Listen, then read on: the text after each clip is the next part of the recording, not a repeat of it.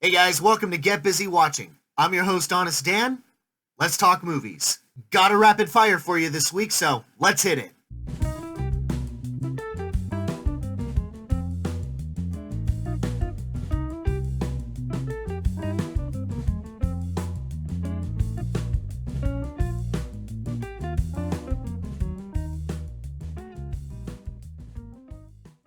It's time you say what happened.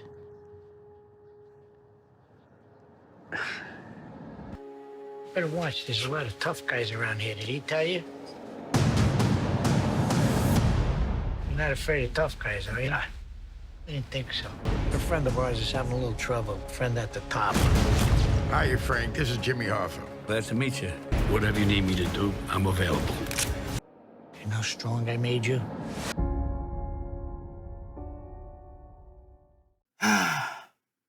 Maybe it's just because I'm still salty with Scorsese over his superhero bashing. I just don't care about this movie.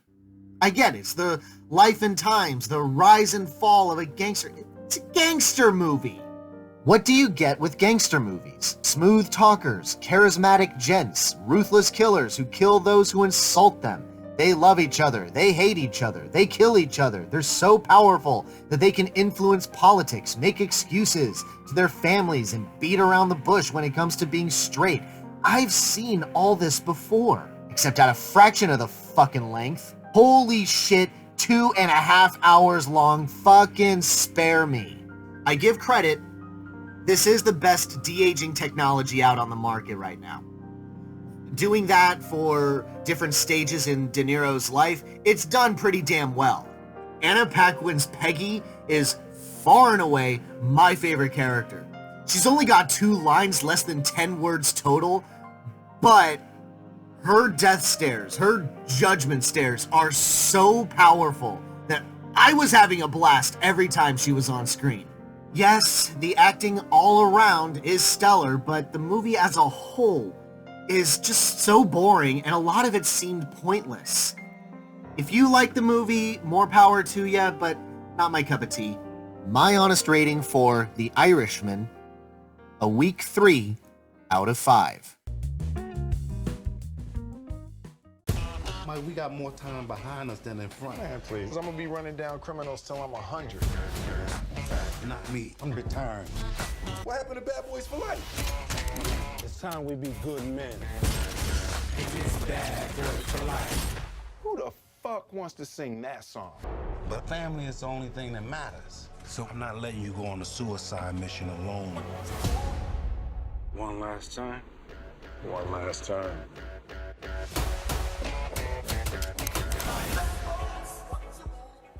Damn. Wish I'd seen the other 2 movies. This wasn't bad. I kinda liked it.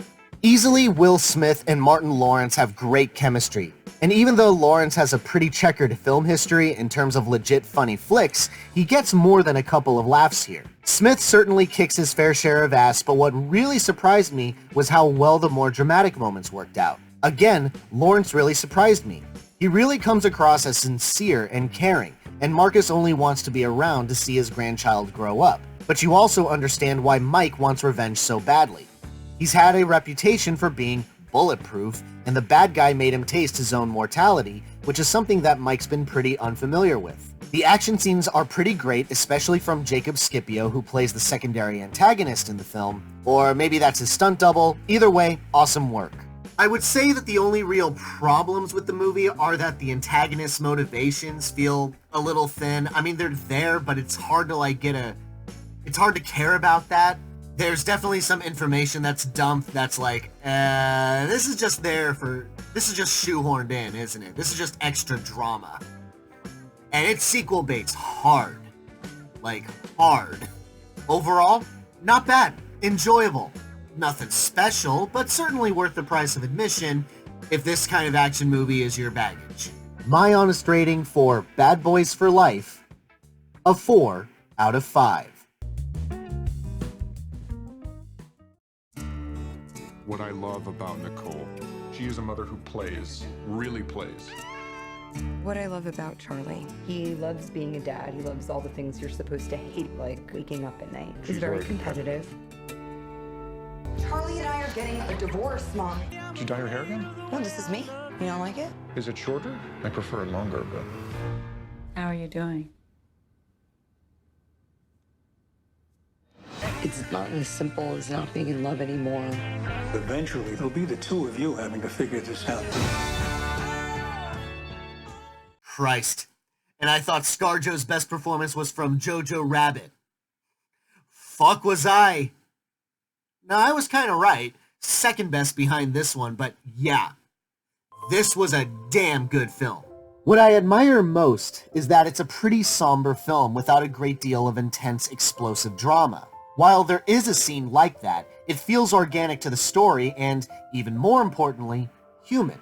But beyond that, I'm deeply satisfied knowing that this was a divorce that isn't overly dramatic, that Charlie and Nicole are being relatively amicable about it, not constantly leaping down each other's throats, and still get along for the most part.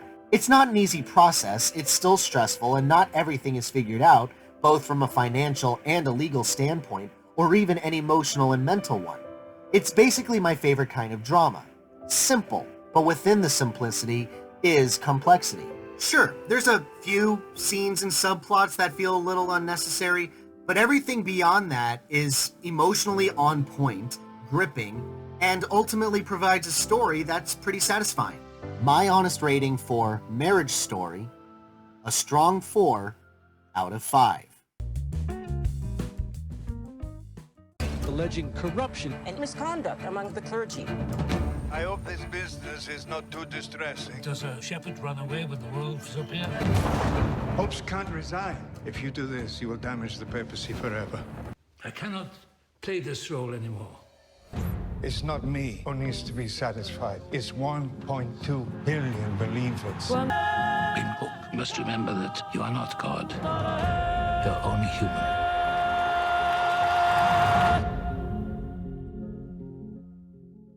PureFlix may not be able to make a good Christian film, but Netflix sure can.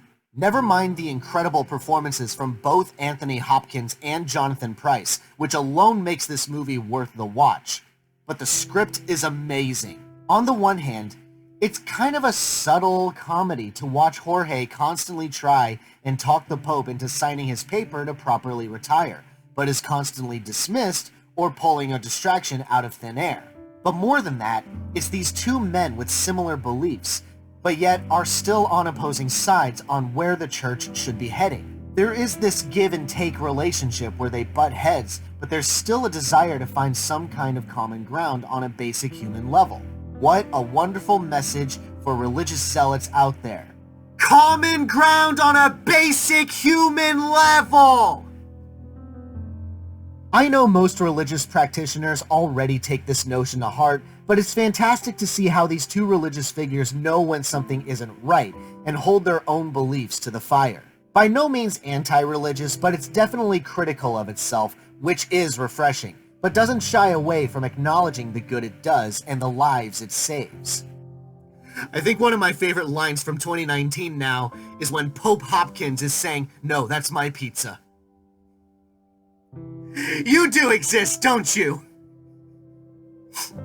It's a beautifully crafted character study, and I can see why it's in the awards running. Highly recommended, definitely worth checking out.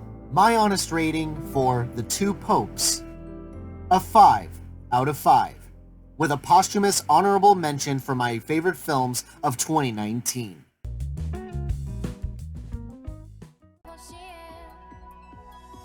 100%の晴れ女？行こうねえ、今から晴れるよ。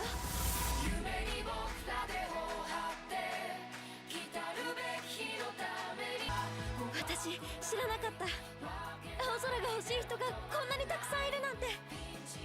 ただの空模様にこんなにも気持ちを動かされてしまう。これは僕と彼女だけが知っている。Oh, Pixar gonna need to step up its game, because we got an early contender for Best Animated Film of the Year. Yeah, I kinda love this movie. It's an adorable movie about this young love between Hodaka and Hina. Both are pretty likable characters in that Hodaka wants to work hard but no one's giving him a chance, and Hina is a sweet girl who has a serious run of bad luck, from her mom dying to almost getting into prostitution. Jeez, this movie's a lot darker when you stop to think about it. But there's still a tenderness to the way these characters are written. They're so innocent and vulnerable with only a few individuals who give them the break that they deserve. But of those individuals, they're wonderful too. Kai is a pretty fun nutball. Natsumi is probably one of my favorite, obviously sexualized characters, as she does have a strong sense of right and wrong, and is protective of Hodaka later on in the story. That's what this movie does best. In addition to breathtaking animation, it's got lovable characters. Maybe a few of the antagonists are overly mean, and there is kind of a weird horniness to the movie, but teenagers, they're living, breathing hormones attached to hunks of human flesh. But if that's the worst that I got on this film, then this is a damn fine film. And it is. So, if you're a fan of anime, or you just like cutesy little romances with a little bit of fantasy sprinkled in, then I highly recommend you checking this out. My honest rating for Weathering with You, a 5 out of 5. Thanks so much for watching, you guys. I really appreciate it. Have a great day. Hope to see you soon.